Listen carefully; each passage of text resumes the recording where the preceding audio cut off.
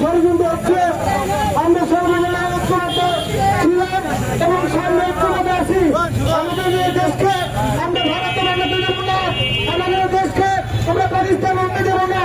আমাদের এই দেশ লক্ষ্যগুলি শহীদদের রক্তে গেলে বাংলাদেশ, আমাদের এই দেশ 24-এর প্রধানের ছাত্র দলের এবং ছাত্র জনতার মাধ্যমে যে ধর্মপাতন অর্পিত হয়েছে সেটা রক্ষে নিয়ে বাংলাদেশ।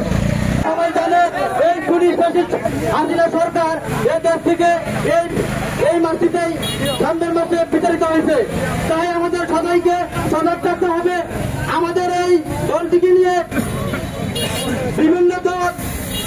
বিভিন্নভাবে পায়তারা করছে, যাতে আমরা এই দেশকে আবার পূর্ণ প্রতিষ্ঠিত করতে পারি, আবার গণতন্ত্রকে আমরা এই বাংলাদেশের মুখে ফিরে দিতে পারি, সেদিকে আমাদের সবাইকে লক্ষ্য রাখতে হবে।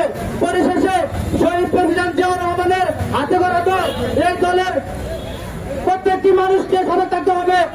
সবার আগে বাংলাদেশ আমাদের প্রিয় নেত্রী, বেগম নেত্রী, আমাদের নেত্রী বেগম খালেদা জিয়া বলেছিলেন, বাংলাদেশ ব্যতীত আমার কোন সেকেন্ড নেই। সেই দলের প্রতিষ্ঠা নিয়ে আমরা একমাত্র বাংলাদেশের গণতন্ত্র সার্বভৌমত্ব রক্ষায় একমাত্র আন্তর্জাতিক দল বাংলাদেশ জাতীয়তাবাদী দল বিএনপি।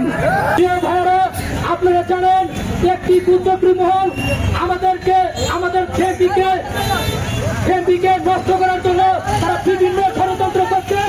আমরা বলতে চাই ও পূর্বদল পরাশাখা ছাত্রদল বলতে চাই, যতই ষড়যন্ত্র করুক আমরা ছাত্রদল রুখে দাঁড়াবো এবং কোন স্বৈরাচারকে এই দেশে থাকতে দেবো না।